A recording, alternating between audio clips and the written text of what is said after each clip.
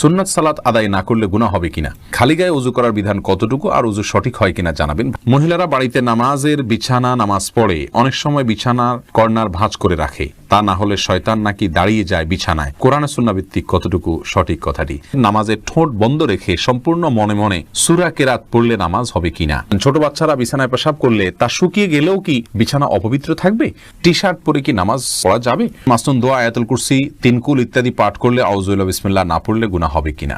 স্ত্রী জাহান্নামে গেলে স্বামীও কি জাহান্নামে যাবেন? ছেলেরা যদি জামাতে ফরজ নামাজ আদায় না করে তাহলে নামাজ হবে কি? কোরআন শরীফ তেলাওয়াত করার সময় দুই পা গুটিয়ে বসে তেলাওয়াত করতে পারবো কিনা? বাড়িতে ফরজ নামাজ পড়লে একামত দিতে হবে কি? জান্নাত জাহান আপনি প্রশ্ন করেছেন, কোরআন শরীফ তেলাওয়াত করার সময় দুই পা গুটিয়ে বসে তেলাওয়াত করতে পারবো কিনা? পারবেন, কোনো অসুবিধা নেই।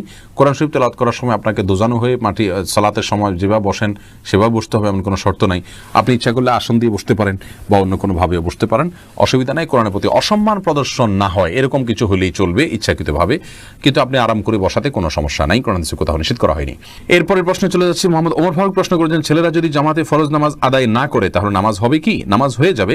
একটা হাদিস এক্ষেত্রে আসলে আসলাতা লিজারিল মসজিদে ইল্লা ফিল মসজিদে, যে ব্যক্তি মসজিদের প্রতিবেশী তার সালাত মসজিদে ছাড়া হবে না। এই হাদিসটির সনদ বিশুদ্ধভাবে প্রমাণিত নয়, হাদিসের সনদের ভিতরে দুর্বলতা রয়েছে, আর সেই কারণে এই হাদিসের সনদের দিকে তাকায় আমরা তার সালাত হবে না সেটা বলবো না।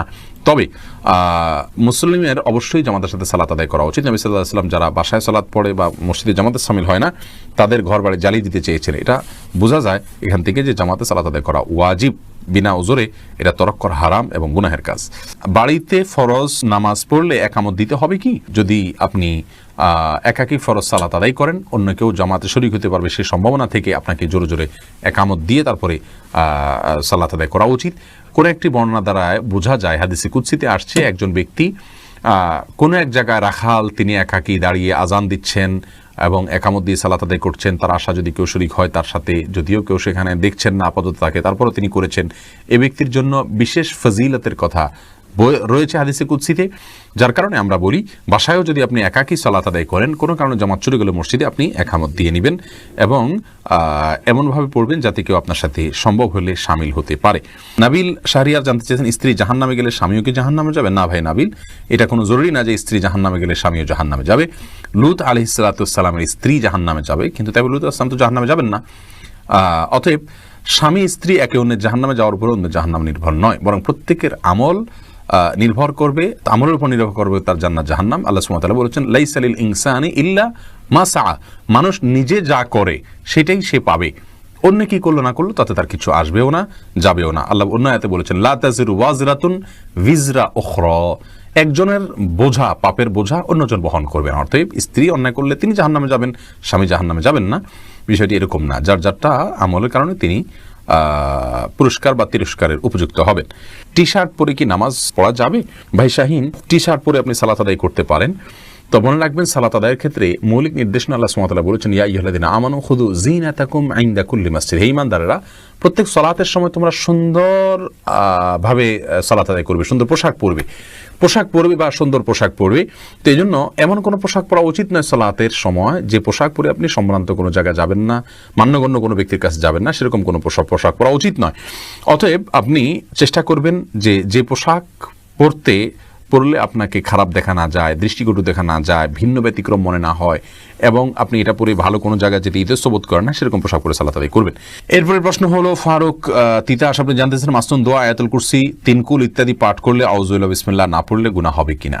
ভাই ফারুক, মাসনুন দোয়ার শুরুতে আউযুবিল্লাহি বিসমিল্লাহ পড়ার দরকার নেই, কারণ দোয়াগুলাই হলো আল্লাহর জিকির। সরাসরি আউযুবিল্লাহি বিসমিল্লাহ বলার উদ্দেশ্য আল্লাহ জিকির করা। তাছাড়া কোরআন হাদিসে কোথাও আমাদেরকে দোয়াগুলোর আগে বিসমিল্লাহ পড়ার কথা বলা হয়নি, আউযুবিল্লাহর কথা বলা হয়নি। আল্লাহ সুবহানাহু ওয়া তাআলা এরকম নির্দেশ করেননি। কোরআনের ব্যাপারে শুধু বলা হয়েছে, আল্লাহ সুবহানাহু ওয়া তাআলা বলেছেন, ওয়া ইযা ক্রাআতাল কুরআন ফাস্তাইজ বিল্লাহি মিনাশ শাইতানির রাজিম, যখন কোরআন পড়বে তখন আউযুবিল্লাহি মিনাশ শাইতানির রাজিম পড়ে নেবে। আর নবী সাল্লাল্লাহু আলাইহি সাল্লাম প্রত্যেকটা সূরার আগে বিসমিল্লাহ পড়েছেন, সেই হিসাবে আমরা সূরার আগে যখন পড়বো তখন বিসমিল্লাহ পড়বো, আর তেলাওয়াত যখন শুরু করব প্রথমে তখন আউযুবিল্লাহ পড়বো এবং সূরা শুরু হলে বিসমিল্লাহ পড়বো। আর যদি সূরা শুরু না হয় মাঝখানে হয় তাহলে শুধু আউযুবিল্লাহ পড়বো, যেহেতু শুধু আউযুবিল্লাহ করার নির্দেশ করা হয়েছে। কিন্তু জিকির আজকার শুরুতে আউযুবিল্লাহ বিসমিল্লাহ পড়ার কথা বলা হয়নি, দুরূদের শুরুতে বলা হয়নি, বিধায় আমরা সেগুলো পড়বো না।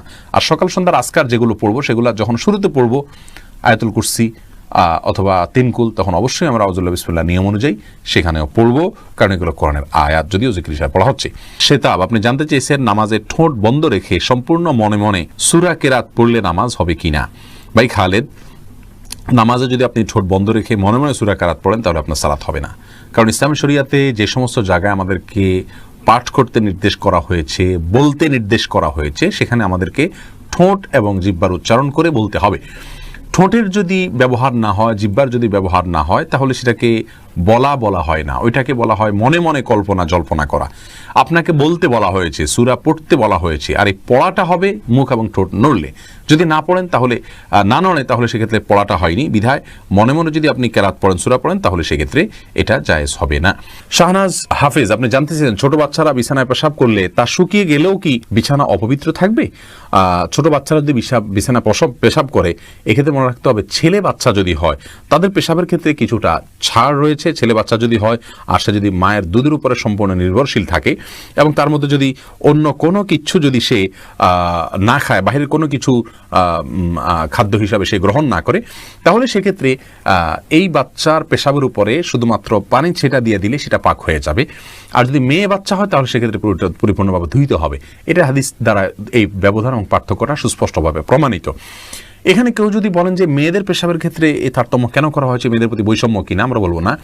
মেয়েদের পেশাব হয়তো তার ভিতরে কোনো এমন কোনো দিক রয়েছে পেশাবের যেটা হয়তো আমরা এখনো জানি না, অথবা বিজ্ঞানী হয়তো জানতে পারেন, যার কারণে এটা ধোয়াটা জরুরি করা হয়েছে। সেটাতে দুর্গন্ধের বিষয় থাকুক অথবা অন্য কোনো ক্ষতিকর কোনো কিছু থাকুক যেটা আমাদের কাছে অজানা, কিন্তু ইসলামী শরিয়াত নির্দেশ করেছে, নিশ্চয়ই এর ভিতরে কোনো না কোনো কল্যাণ আছে। আমরা দেখি ইসলামী শরিয়ার নির্দেশকে পালন এবং মান্য করার ভেতরেই কল্যাণ নিহিত আছে। বুলবুল তানিম, আপনি জানতে চেয়েছেন মহিলারা বাড়িতে নামাজ পড়ে অনেক সময় বিছানার কর্নার ভাঁজ করে রাখে, তা না হলে শয়তান নাকি দাঁড়িয়ে যায় বিছানায়, কোরআন সুন্নাহ ভিত্তিক কতটুকু সঠিক কথাটি? ভাই বুলবুল, বাড়িতে নামাজ পড়ার সময় কর্নার ভাঁজ করে রাখা, শয়তান দাঁড়াবে সেই ভয়ে, এটা কুসংস্কার। এর সাথে ইসলামী শরিয়ার কোনো সম্পর্ক নাই। কোরআন হাদিসে কোথাও বলা হয়নি যে কেউ সালাতের জন্য দাঁড়ালে তার জানামাজটা যদি বড় হয় তার কোনায় শয়তান দাঁড়াবে, এরকম কোনো কথা নেই। জামাতবদ্ধ সালাতে পুরুষরা যখন পাশাপাশি দাঁড়িয়ে সালাত আদায় করবেন, তখন কাতারের মধ্যখানে যদি ফাঁকা থাকে সেখানে শয়তান দাঁড়ায়, এটা হাদিস দ্বারা বোঝা যায়। এজন্য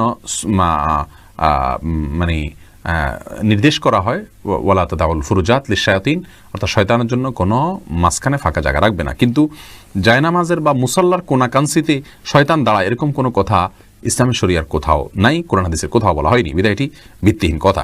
রাকিব কাজী সালেহ, আপনি জানতে চেয়েছেন খালি গায়ে ওযু করার বিধান কতটুকু আর ওযু সঠিক হয় কিনা জানাবেন। ভাই রাকিব, ওযুর ক্ষেত্রে শরীয়তে খালি গা বা জামা কাপড় পরা কোনোটি নির্দেশ করেনি। অতএব ওযুর ক্ষেত্রে আমরা খালি গায়ে যদি থাকি তাহলে কোনো প্রকার অসুবিধা নেই। ওযুর ক্ষেত্রে আপনি খালি গায়ে ওযু করতে পারবেন, কোনো সমস্যা নেই। সুন্নাত সালাত আদায় না করলে গুনাহ হবে কিনা? ভাই রাকিব হাসান, সুন্নাত সালাত আদায় না করলে বড় কোনো গুনাহ হবে না। গুনাহ তো অবশ্যই হবে, গুনাহ শব্দের অর্থ হলো ক্ষতি। সুন্নাত তরক করলে তো ক্ষতি হবেই। নবী সাল্লাল্লাহু আলাইহি সাল্লাম ৫ ওয়াক্ত সালাতের আগে পরে যে সুন্নতে মুআক্কাদাগুলো, এগুলোকে খুব গুরুত্বপূর্ণ সালাত হিসেবে আদায় করেছেন। অতএব সেগুলোকে যদি আপনি তরক করি বিনা প্রয়োজনে, বিনা কারণে, বিনা ওজরে, তাহলে তো ক্ষতি হবেই, গুনাহ তো হবেই অর্থে। কিন্তু গুনাহ বলতে কবিরা গুনাহ, বড় কোনো পাপ যেটা কারণে শাস্তির সম্মুখীন হইতে হবে, এরকম কোনো গুনাহ হবে না, কারণ এটি ফরজ বা ওয়াজিব নয়। আর ফরজ ওয়াজিব না হলে সেটা তরক করলে বড় কোনো গুনাহ হয় না। বিনা কারণে এটা না ছাড়াই উচিত, মুসলমান সুন্নাহকে তরক না করাই উচিত। কিন্তু যদি কোনো কারণে মাঝে মধ্যে ছাড়ে তাতে কোনো অসুবিধা হবে না ইনশাআল্লাহ।